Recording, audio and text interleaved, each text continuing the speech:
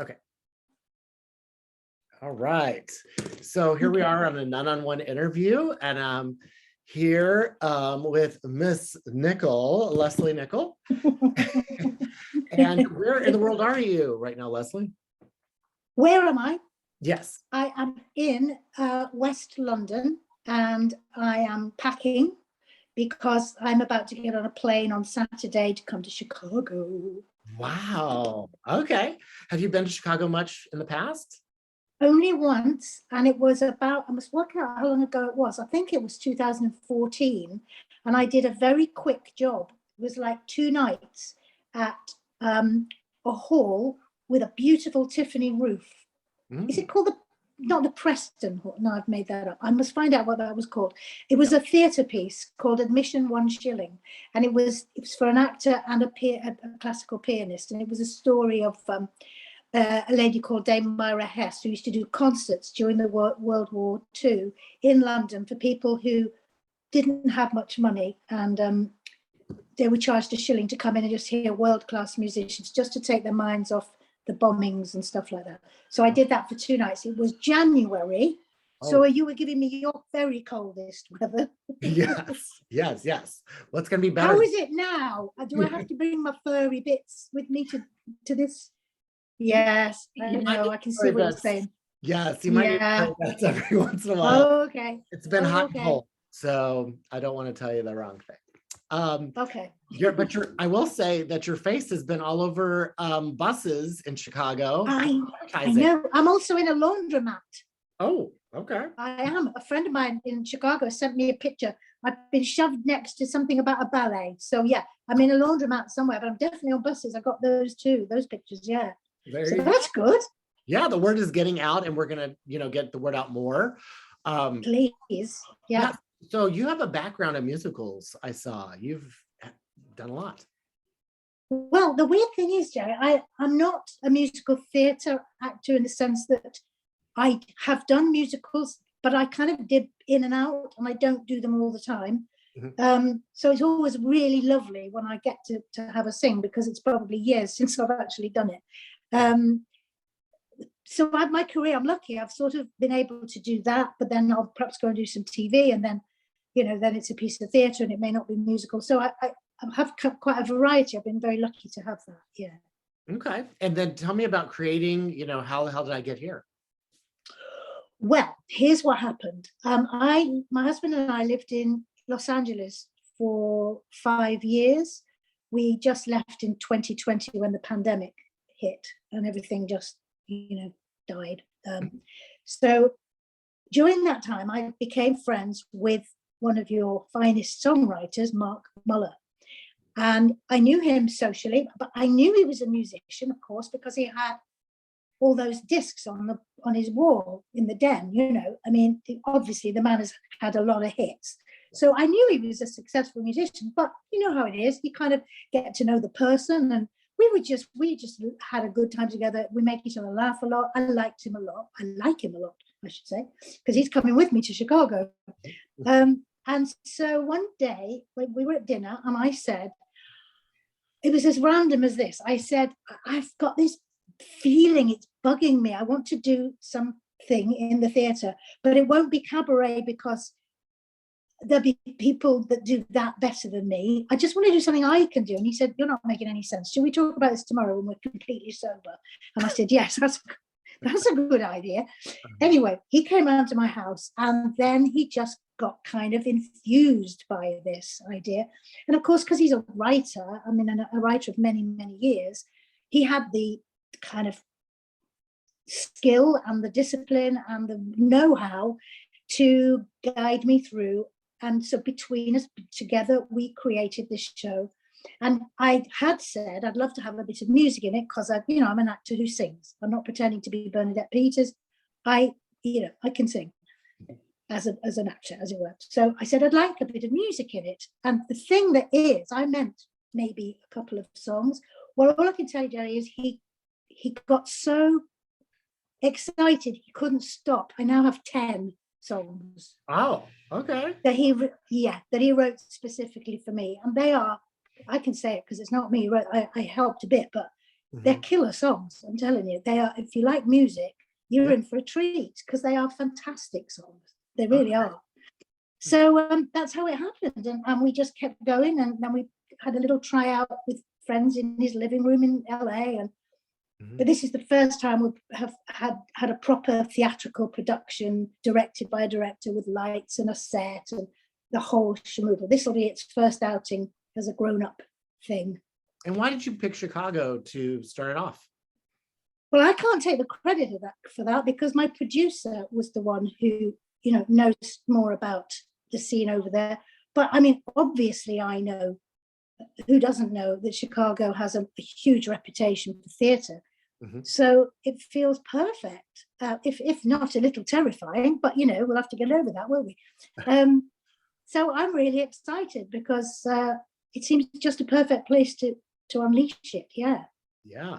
Well, is it emotional for you to go through this? Like, you know, going through your life every night. How's that? You know what? I don't know yet.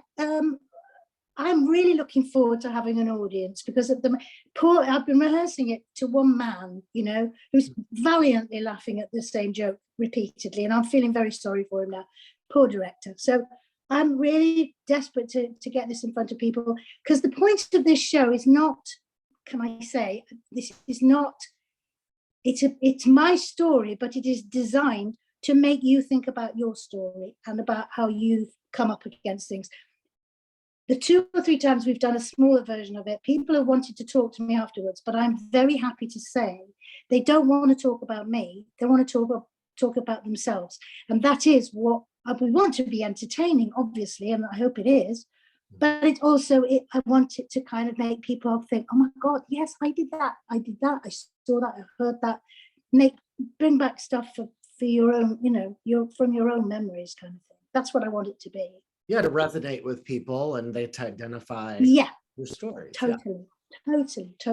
Because, you know, people may have an impression, because you've been in a TV show, that you've lived this kind of golden, you know, blessed, glamorous life. Well, you know, we're all the same. We're all the same. We have good bits, we have bad bits. We can't avoid the bad bits. So I just take us through a little canter of all those different things that happen to us, really. Nice. Something maybe for gay audiences? Do you think gay audiences will? Well, I like to think that the gay community are quite fond of Mrs. Patmore, so I hope they're going to come in their hundreds. That's what I would like. Yeah. No, of course. I mean, yes, it's for everybody. Of course it is. It's for everybody. And but yeah, it's quite camp here and there. I'll tell you that. I do a bit of slinging my legs around, so that should cause some amusement.